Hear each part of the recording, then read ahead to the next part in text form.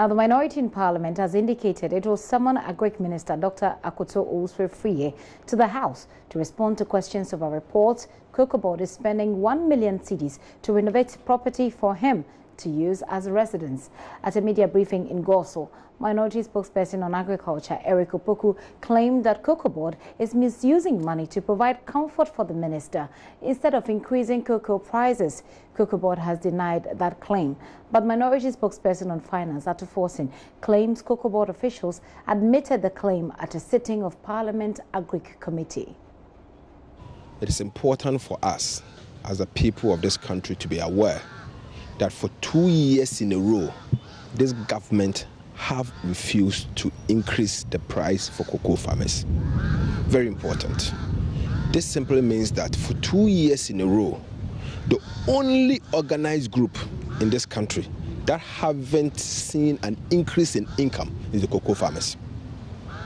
Doctors negotiated an increase under the tripartite. Workers or organized labor had an increase. In fact, traders are getting increase in income because they adjust as and when it comes in, when there's inflation. In spite of that, the cocoa farmer, even though we are seeing inflation in the country, the value of the 475 Ghana cedis per bag has depreciated over time. In fact, for 22 months, using the CPI index, the depreciation is approximately 22%. So clearly, what you used to use 475 Ghana cedis to buy 2 years ago or 22 months ago, you need 580 Ghana cedis to be able to buy the same thing today. So the cocoa farmer is worse off. They are business people. There are times when they'll make money. No, unfortunately, I don't see cocoa farmers necessarily as business people. This is a group of people that have been supporting this economy over time.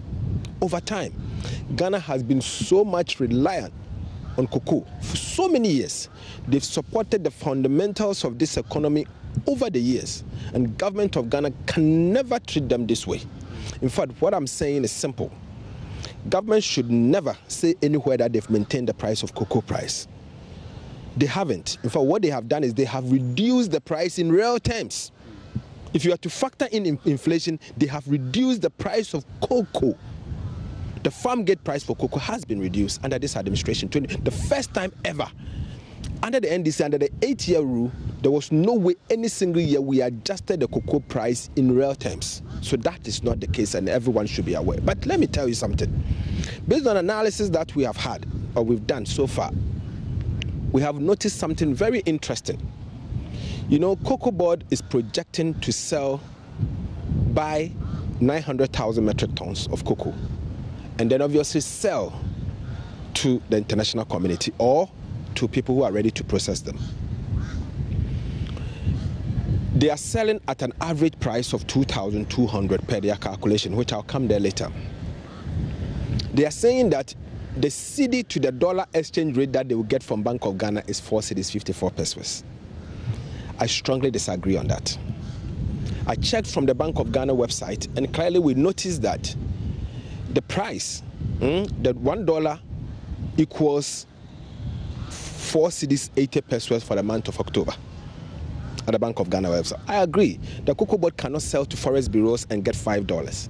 They can only sell to the central bank because of the volumes. In fact, even legally, they have to sell to the central bank because of the volumes. Now, if they are to sell to the central bank and get the volumes, the central bank is going to give them 4 cedis 80 pesos. They have decided to use 4 cedis 54 pesos. That means that they have shortchanged the cocoa farmer 0.26 cents. So you think that's an attempt to cheat? It is cheating. In fact, it is not just cheating, it's robbery. They have robbed the cocoa farmer. That is what it is. I tell you this because in any economy or any country, if the country's currency depreciates as against the major international currencies, the only sector in the economy that benefits is the export sector. In the case of Ghana, the cocoa sector is our main export, apart from oil.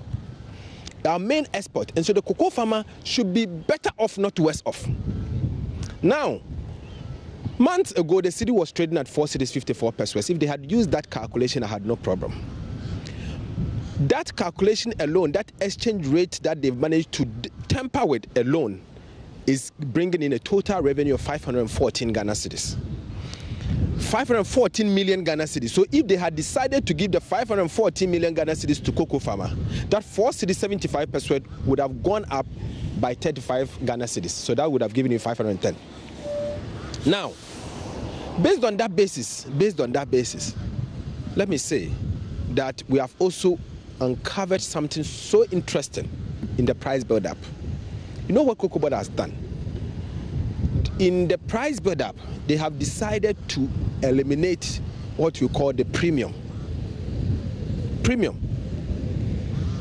Unfortunately, they are trying to compare Ghana's cocoa to Ivory Coast, but you cannot compare the two cocoa because they are not sold at the same price. We all get the average price, and on top of the average price, you get premium based on the quality. Ghana's cocoa is grade 1, and I'll give you a website, the American website, to check.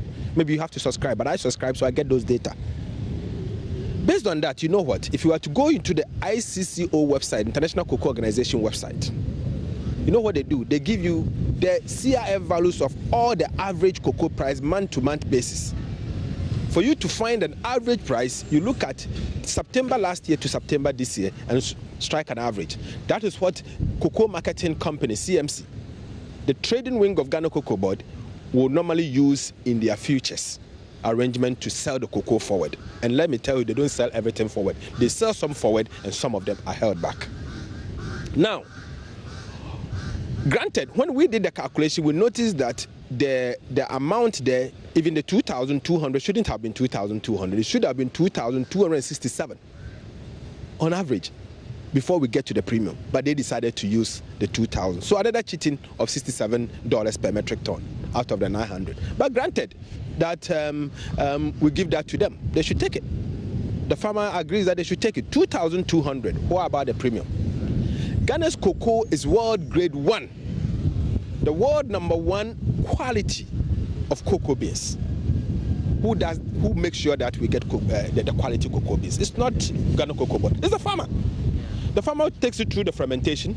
It takes it through the dryings, and then get the cocoa. We get $350 per metric ton at the minimum, and that is what we had last year. This year we are expecting to have another $350 per metric ton. So if you are to add that, they should add another 88 Ghana cedis on top of the 475. So for you, ordinarily, how much should the cocoa farmer have been earning now? They shouldn't pay the cocoa farmer anything less than 600 Ghana cedis per bag.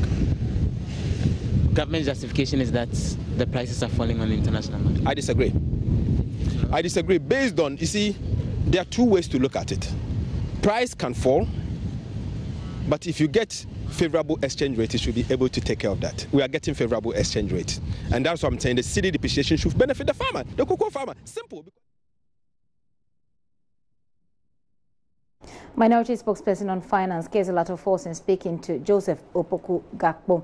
Well, we understand that Cocoa Board will be responding to these claims at a news conference later this afternoon. We'll be keeping our eyes on that, and we'll update you in our subsequent bulletin as and when they start that briefing.